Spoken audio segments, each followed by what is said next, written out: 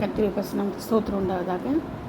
தேவன் எப்படி நம்மளோட இடைப்படுவார், எதன் மூலியமாக, எப்படி எந்தெந்த காரியங்கள் மூலம் இடைப்படுவார், நம்ம ஒரு சிறு வசனத்தின் மூலம் பார்ப்போம். யாத்திராகமம் 20:1, எபிரேயர் 2:2, அப்போஸ்தலர் 7:38, இந்த மாதிரி சில வசனங்கள் நம்ம பார்ப்போம். வசனத்தின் மூலம் ஆண்டவர் தான் செய்கிறார், நம்மளுக்கு பதில் கொடுக்குறாரு இல்லை. வசனத்தின் மூலம் பேசுவார். ஒவ்வொரு வசனம் நம்மளை கூட பேச. நம்ம பாருங்கள், பைபிள் படிக்கும் போது முழங்காலில் நின்று பைபிள் படிப்பாங்க, சிலர் நின்றுட்டு பைபிள் படிப்பாங்க, நடந்துட்டு பைபிள் படிப்பாங்க, சிலர் படுத்துட்டு படுக்கிற நாள் பிறகு பற்றி கூட இருக்குதுங்க. ஆனால் நம்ம உட்காந்து, நம்மளால் முடியாத பட்சத்தில் உட்காந்து அந்த தலையில் முக்காடு போட்டு ஜெபிக்கணும். தலையில் முக்காடு இல்லாமல் ஜெபிக்கக்கூடாது. முக்காடு இல்லாமல் பெண்கள் என்ன செய்யக்கூடாது, பிரசங்க பீடத்தில் ஏறக்கூடாது. அந்த அதிகாரத்தை ஆண்டவர் கொடுக்கவே இல்லை. அதனால் நம்ம என்ன செய்யணும், முக்காடு போட்டு வேத வசனத்தை வாசிக்கும் போதே வசனத்தின் மூலம் நம்ம பேசுவார் ஆண்டவர். வசனத்திற்கு ஜீவன், வார்த்தையாக தானே இருக்கிறார் ஆண்டவர். வார்த்தை தான் இயேசு கிறிஸ்து. அப்போது அவர் வசனத்தின் மூலமாக தான் பேச முடியும் இல்லையா. அதே மாதிரி எபிரேயரில் பார்க்க தூதர் மூலம் பேசுவார்.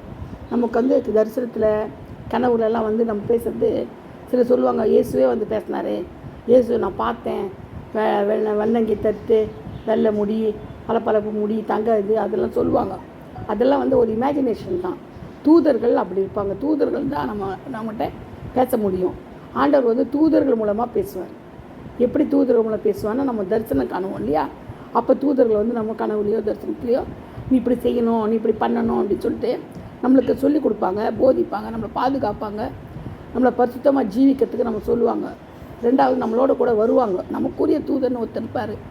நம்ம ஒவ்வொருத்தருக்கும் ஒரு தூதன் ஆண்டவர் கட்டளையிட்டு வச்சுக்கிறாரு.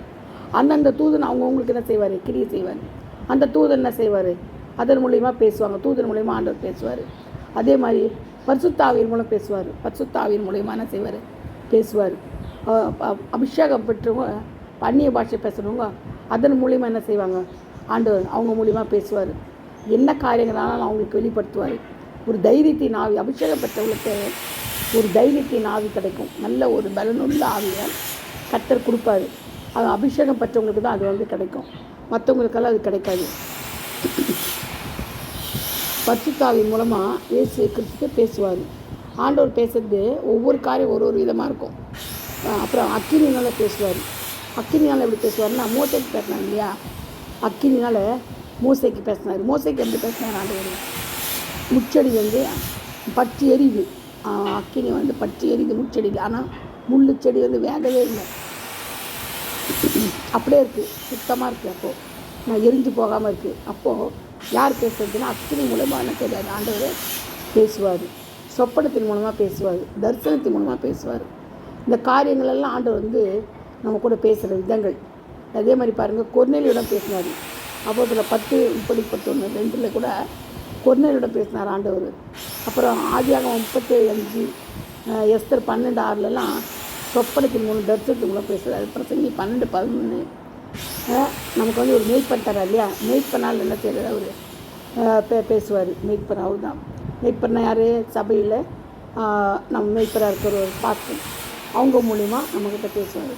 ஆண்டவர் ஒவ்வொருத்தர் மூலிமா ஒவ்வொருத்தரும் பேசுவார். கர்த்தர் தான் அந்த வார்த்தையை ஆசீர்வதிப்பாராக. ஆமென்.